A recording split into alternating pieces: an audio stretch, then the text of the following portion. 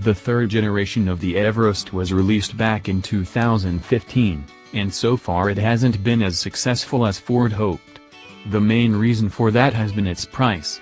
In Australia, the base version of the inline-5 diesel-powered car is over $55,000, which is simply too much for it to be successful.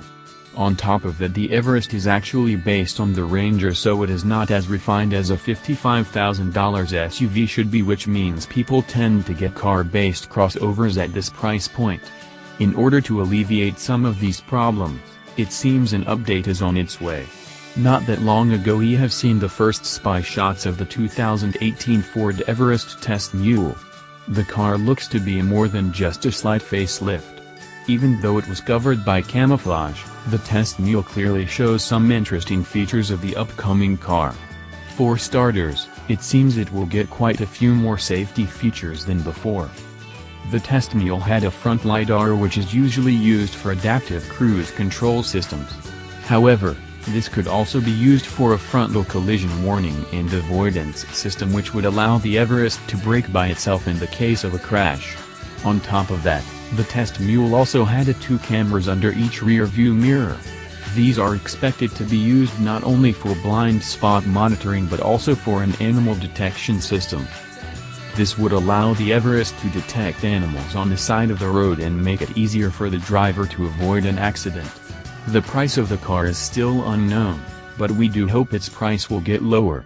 Considering the current model's starting point, the car should get cheaper by at least $5,000 to become viable for the Australian market. Ford is expected to release the new generation of the Everest by the end of the year, while the production version of the car will be out in early 2018. As we said, the Ford Everest 2018 test mule was wearing camouflage on its front end.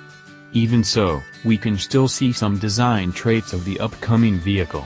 It seems the car will receive new headlights with LED daytime running lights. These seem to be quite a bit slimmer and also similar to what the European Ranger received not that long ago. The grille seems to be inspired by the revised Ranger as well, while the bumper not only boasts a larger intake but also a LiDAR right in the center. The fog lamps seem similar to those on the current model, but the hood seems to boast new creases which could give the car a beefier look than before. The rear has been left uncovered, which likely suggests the addition of a new set of tail lights, and that's about it.